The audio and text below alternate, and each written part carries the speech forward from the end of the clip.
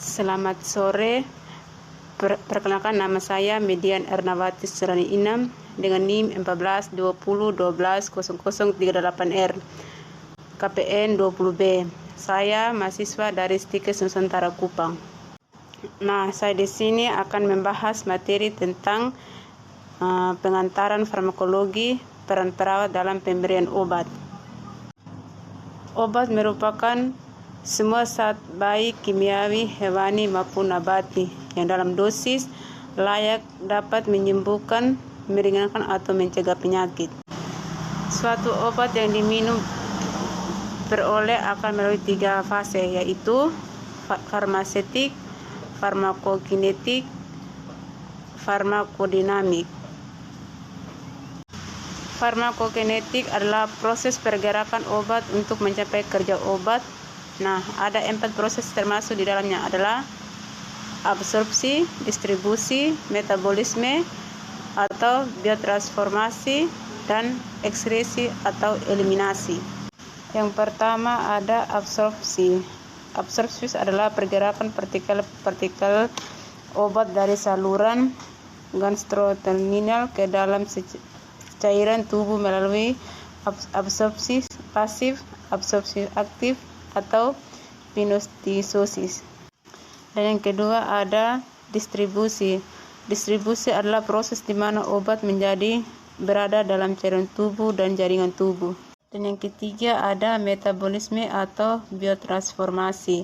Hati merupakan tempat utama untuk metabolisme. Kebanyakan obat diaktifkan oleh enzim-enzim, kemudian diubah atau ditransformasikan oleh enzim-enzim. Hati menjadi metabolit aktif atau enzim yang larut dalam air untuk didekresikan. Lalu silva, keringat, dan air susu ibu.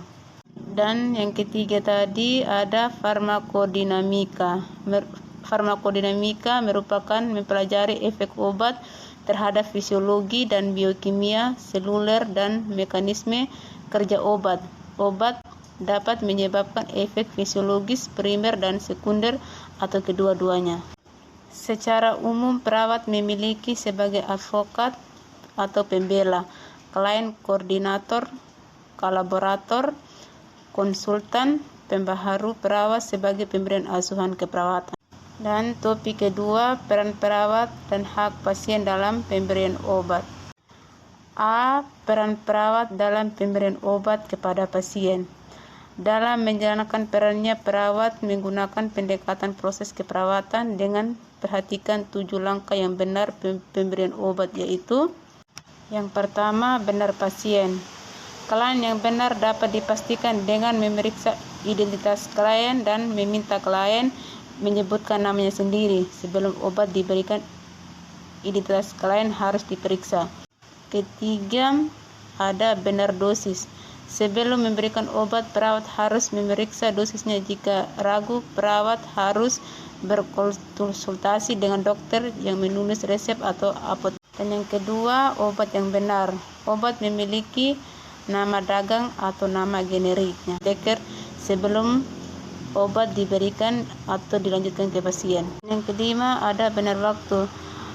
Waktu yang benar adalah saat di mana obat yang diresepkan harus diberikan dosis obat harian dan diberikan kepada waktu tertentu dalam sehari. Dan yang keempat, ada rute yang benar. Obat dapat diberikan melalui sejumlah rute yang berbeda.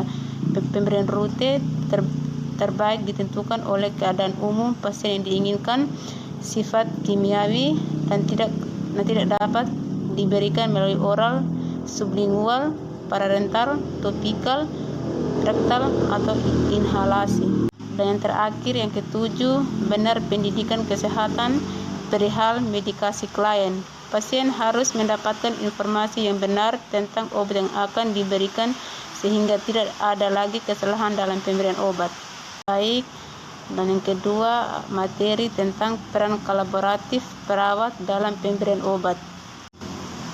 Perawat berperan penting dalam memberikan obat-obatan secara aman dan nasional dengan hasil kolaborasi dengan dokter kepada pasien.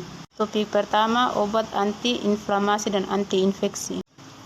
Yang pertama, obat inflamasi. Inflamasi adalah respon terhadap cedera jaringan atau infeksi. Ketika inflamasi berlangsung, terjadi reaksi vaskuler di mana cairan elemen-elemen darah, leukosit dan mediator kimia berkumpul pada tempat cedera atau infeksi, membuat pertumbuhan atau membasmi jenis mikroba lain. Dan yang kedua, obat anti-infeksi. Antibiotika adalah zat yang dihasilkan oleh mikroba, terutama fungsi yang dapat menghambat. Dan yang ketiga ada tuberkulostatika. Tuberkulosis atau TB adalah penyakit yang menular yang paling sering terjadi di paru disebabkan oleh mikrobakteri. Yang terakhir ada antifungsi. Jamur atau fungsi merupakan tumbuhan yang tidak memiliki klorofil sehingga tidak mampu melakukan fotosintesis untuk memelihara kehidupan sendirian.